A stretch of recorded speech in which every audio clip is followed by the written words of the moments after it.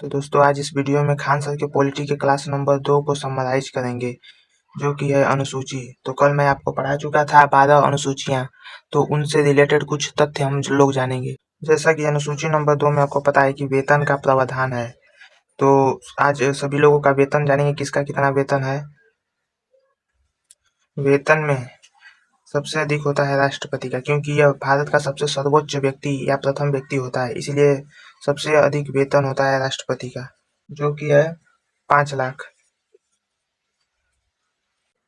उसके बाद दूसरा सर्वोच्च व्यक्ति आता है उपराष्ट्रपति, जिसका वेतन है कि 4 लाख। लोकसभा अध्यक्ष का 4 लाख वेतन होता है। राज्यपाल और सभापति का 3.5 लाख होता है। सर्वोच्च न्यायालय में कई न्यायाधीश होते हैं, लेकिन इनमें से एक मुख्य न्यायाधीश होता है जिसका वेतन होता है 2,80,000। और अन्य न्यायाधीश का और उच्च न्यायालय का जो मुख्य न्यायाधीश होता है उसका वेतन समान होता है। और यूपीएससी का अध्यक्ष और आरबीआई का गवर्नर, सबका वेतन एक समान होता है, जो कि होता है 2,50,000। इसके बाद अनुसूची नंबर 7 से संबंधित कुछ तथ्य जानेंगे, जो कि है शक्ति का विभाजन। अनुसूची नंबर 7 में शक्ति का विभाजन है, तो इसमें जानेंगे कौन सा शक्ति किसको मिला है। अनुसूची नंबर 7 में जैसे कि शक्ति का विभाजन है कि केंद्र सरकार को कौन सी शक्ति मिली है, राज्य सरकार की कौन सी शक्ति मिली है, और इनकी शक्तियों का विवरण एक सूची बना के रखी गई है कि सूची में रखा गया है कि केंद्र सरकार को कौन सी शक्ति मिलेगी और राज्य सरकार की। जिस सूची में केंद्र सरकार की शक्तियों को रखा गया है उसको संघ सूची कहते हैं। यह सवाल बहुत आता है परीक्षा में। और जो राज्य सरकार की शक्तियों का जिस सूची में रखा गया है उसे राज्य सूची कहते हैं। और जिस सूची में दोनों सरकारों की शक्तियों का रखा गया है उसे समवर्ती सूची कहते हैं। अब देखते हैं कि संघ सूची में कौन सी शक्तियां हैं, राज्य सूची में कौन सी शक्तियां हैं और समवर्ती सूची में कौन सी शक्तियां हैं। संघ सूची में केंद्र सरकार को 100 शक्तियां मिली हुई है कि इस पे अपना निर्णय या इस पे अपना कमांड दे सकते हैं। कुछ 100 टॉपिक कह सकते हैं कि 100 टॉपिक पे ये अपना निर्णय या इस पे कंट्रोल कर सकते हैं। राज्य सरकार को मिली हुई है 61 टॉपिक मिला हुआ है या फिर विषय, 61 विषय पर अपनी मुद्दा या फिर उस पर कंट्रोल करता है। और समवर्ती सूची जिसमें कि दोनों अपना कंट्रोल करते हैं, इसमें 52 सब्जेक्ट है या फिर 52 टॉपिक है। तो कुछ इम्पोर्टेंट देखते हैं, तो संघ सूची के कुछ देखते हैं। संघ सूची के देखते हैं कौन कौन सी हैं शक्तियां। तो केंद्र सरकार में कुछ इम्पोर्टेंट होता है कि जैसे कि रेलवे केंद्र सरकार में आता है, बैंक आता है केंद्र सरकार की, सभी बैंकें केंद्र सरकार की होती है, कोई भी बैंक ऐसा नहीं होता है जो राज्य सरकार की होती है। पंजाब बैंक लोगों को लगता है कि वो राज्य सरकार की है, लेकिन वो केंद्र सरकार का है, बस उसका नाम राज्य के पर पड़ा हुआ है। करेंसी केंद्र सरकार के अंडर में आता है कि वो करेंसी में कौन सा बदलाव करेंगे, कौन सा करेंसी लाएंगे। और डाक व्यवस्था भी केंद्र सरकार में आता है, संघ सूची में आता है।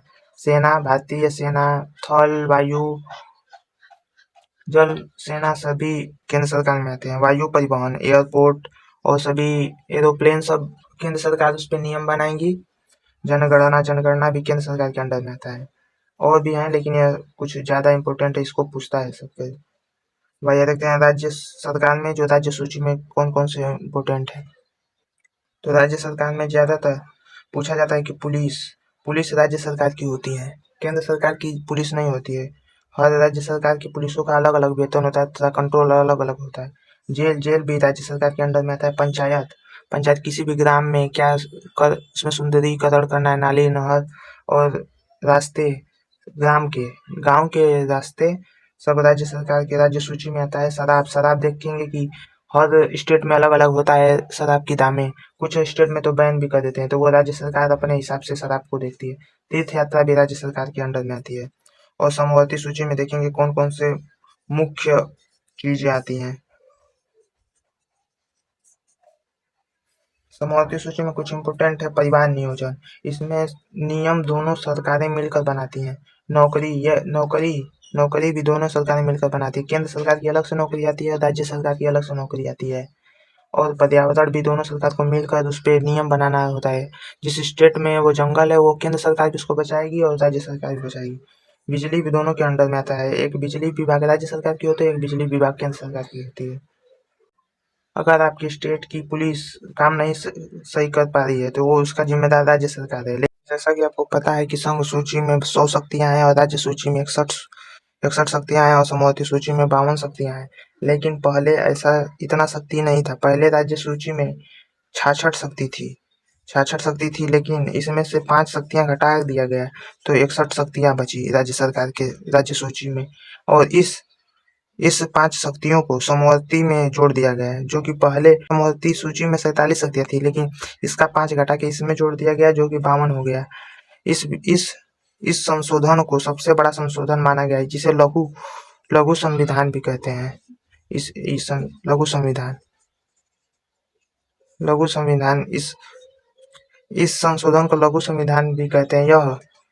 यह 42वां संशोधन था, जो कि बहुत बड़ा इस संशोधन माना जाता है। यह 1976 में संविधान का संशोधन किया गया था इस संविधान को। तो अक्सर यह सवाल पूछता है कि लघु संविधान कौन से संशोधनवा को कहते हैं, तो 42वां संशोधन को।